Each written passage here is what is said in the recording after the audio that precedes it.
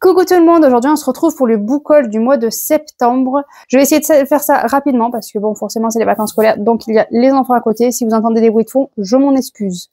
Alors on va passer vite fait sur ceux-là parce que je les ai déjà lus. Je ne sais plus, j'ai dû déjà vous les présenter si je crois que j'ai fait le bilan de septembre, donc vous les avez déjà vus en plus en présentation. Donc j'ai lu Les Licorniers, la BD numéro 2 de Victor Dixon, que j'aime beaucoup. Après ça prend son temps, j'ai hâte quand même que ça avance et c'est dommage qu'on n'ait pas plus rapidement les tomes, mais je passe un bon moment à chaque fois. Ensuite, j'ai redécouvert La Passeuse de mots en BD et j'ai trouvé ça, je sais qu'il y a eu beaucoup de critiques, il y en a qui n'ont pas beaucoup, voilà, il y en a beaucoup qui n'ont pas aimé, mais moi c'était un vrai bonheur de retourner dans cet univers-là avec le dessin. Alors oui, évidemment, 700 pages dans 150 pages de BD, forcément, il va manquer des détails, il va manquer plein de choses, plein d'éléments, mais on a l'essentiel de l'histoire qui permet à ceux qui n'avaient pas aimé les romans parce que c'était trop long, trop lent, ça permet de découvrir quand même l'univers grâce au BD.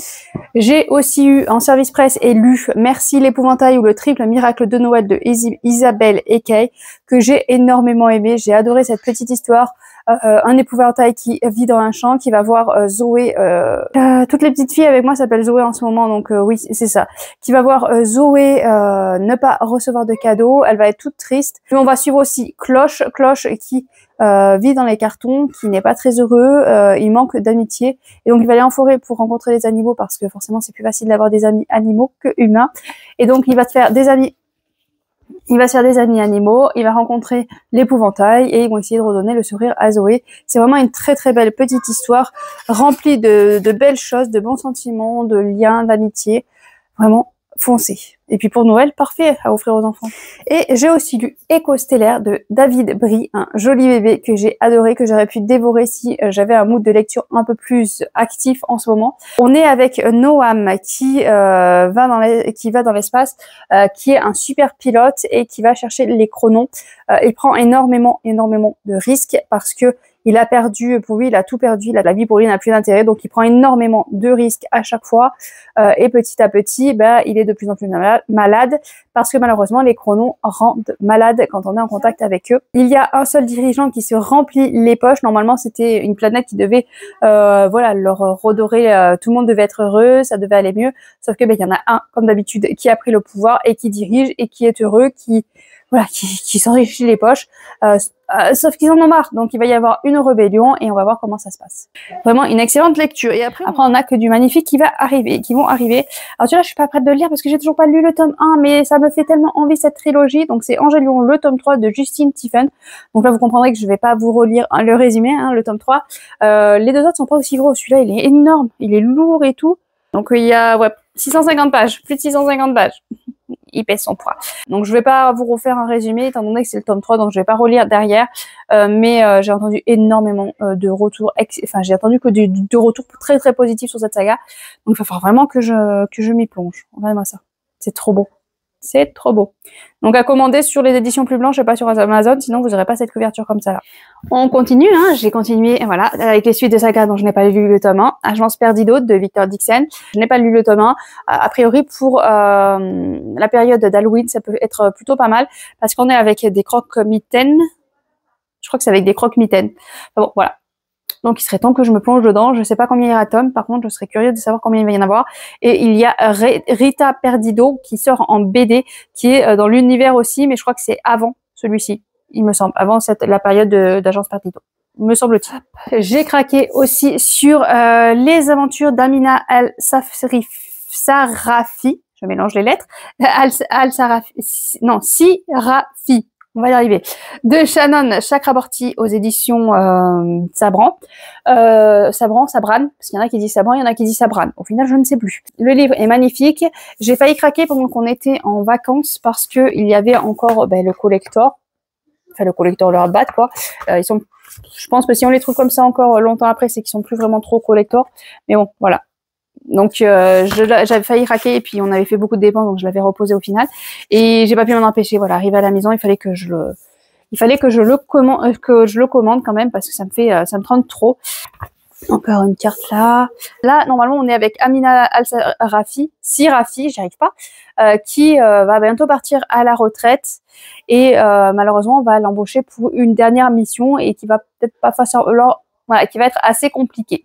J'ai été interrompue par les aboiements de Madame Dolly, donc on est reparti. Donc je crois que j'avais fini, hein, voilà. On lui promet une grosse somme d'argent contre une dernière mission avant qu'elle parte en retraite, et ça va être une mission assez compliquée. Ensuite, j'ai craqué parce que l'auteur a dit qu'il lui restait plus beaucoup d'hardback et qu'elle les refaisait pas de suite. Même si j'allais le lire de suite, mais bon, sait-on jamais. Donc j'ai craqué sur La Lionne et la Louve de Evelina Simmons. C'est dans l'univers de la meute de Laïka Tala, donc c'est un spin-off. J'ai déjà lu La Chamane et la Louve, que j'avais énormément aimé. J'avais trouvé l'écriture magnifique, avec un travail de dingue derrière. Donc du coup, j'ai craqué sur celui-ci. Donc c'est un spin-off, donc pareil, je peux le lire sans lire Laïka Tala. Spin-off, c'est avant? Ah non, c'est peut-être après. Non, spin-off, c'est avant. Hein. Corrigez-moi si je dis des bêtises, mais il me semble que spin-off, c'est avant, donc je dois pouvoir le lire avant. À chaque fois, avec ces mots anglais, là, c'est compliqué.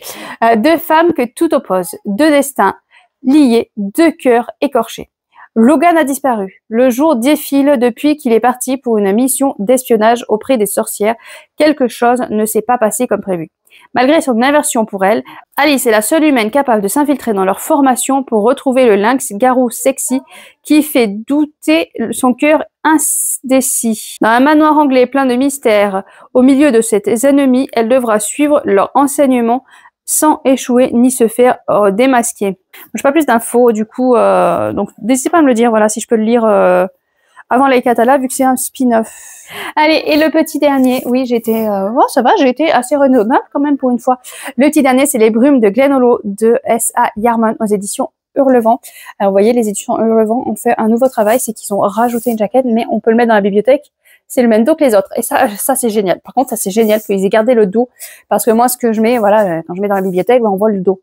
Et je trouvais que ça faisait très joli dans la bibliothèque d'avoir tous les dos pareil, et j'avais peur, voilà, vu qu'ils avaient fait ça, que ça soit dépareillé et que du coup je sais pas si je gardais, voilà, si je le gardais ou pas la jaquette. Et ben finalement je la garde parce que ils ont réfléchi à tout. Donc voilà, et l'intérieur, c'est voilà, comme d'habitude avec eux, c'est tout à fait, moi j'adore. Déjà moi j'adorais, mais bon voilà, ils cherchent à avoir un autre lecteur, et ce qui est normal. Et puis l'avantage c'est que si ça nous plaît pas, on l'enlève et basta. Voilà, enfin vraiment, le jaspage, maintenant qu'ils font du jaspage, c'est magnifique. C'est magnifique. Donc je l'avais précommandé pour avoir la petite dédicace, moi j'aime bien, voilà, ne cherchez pas plus loin. Donc on est en 1851 en Irlande, dans le domaine isolé de Glen Hollow House. Les sœurs Hollowby grandissent sous le regard exigeant de leurs parents. Isobel, l'aînée, belle et ambitieuse, incarne tous les espoirs de la famille. Elle peste, discrète et rêveuse, trouve refuge dans la lande, la peinture et la tendresse silencieuse de son chien. Alors que les Hollowby misent tout sur le mariage avantageux pour redorer leur nom, Isobel est promise à Douglas Drummond. Héritier d'un puissant clan, derrière les apparences d'un beau parti, l'union cache des ombres que personne ne veut voir. Bientôt, le vernis des convenances se fissure, les tensions s'enveniment et le poids des passés consume les cœurs, jusqu'au jour où l'une des sœurs Hollowby disparaît dans les eaux noires du Loch. La présence de la défunte semble alors hanter les vivants comme un souffle revenu des brumes. Quand sœurs et spectres se mêlent, les Highlands deviennent le théâtre d'une épouvante glaciale. Ça donne bien envie, et c'est vrai que pour Halloween, ça serait parfait, donc j'arrive à le sortir dans pas longtemps. Si y en a d'autres qui veulent le lire, n'hésitez pas, on se fait une lecture commune d'ailleurs. Ça pourrait nous aider à le sortir. Donc voilà pour les nouvelles arrivées du mois de septembre. Alors il y en a, voilà, pour une fois j'ai été assez raisonnable, je trouve, parce que souvent j'en achète beaucoup plus, voilà, beaucoup plus, mais ça ne m'a pas empêché de pas trop en acheter. Donc il y en a 10 qui sont arrivés, j'en ai lu sur les 10, 4, donc ça n'aurait pas dû grossir normalement ma pile à lire, vu mon rythme de lecture habituel. Et ben si, ça m'en a rajouté 2 livres en plus dans ma pile à lire, donc je suis arrivée à 575 livres dans ma pile à lire. On n'a pas dépassé le mois de juin, parce que le mois de juin c'était 576, mais bon, hein, j'avais réussi le mois d'août à descendre à 573, je recommence à monter. Donc on repart sur le mauvais chemin de la pente. Donc je vais essayer de me faire peut-être, je vais essayer d'organiser un petit challenge là comme ça pour début janvier, pour essayer vraiment de me booster à baisser cette pile à lire. Voilà, donc on rajoute 2 livres dans la pile à lire, et au niveau de l'argent dépensé. Au niveau de l'argent dépensé, ça fait 184 €. Voilà, déjà pour 1, 2, 3, 4, 5, 6, 7, 8. 8 livres achetés, 184 €. Voilà, ça reste raisonnable, mais ça reste un prix élevé tout de même pour 8 livres. Voilà, on est à plus de 20 € par livre. En sachant qu'il y a une BD, je pense que les BD doivent coûter dans les 15 €. Donc on on atteint un seuil critique à chaque fois quand on veut se faire plaisir avec les livres. Ça commence à être un peu compliqué. Allez, moi je vous laisse là. Sur ce, je vous souhaite de bonnes lectures et à bientôt.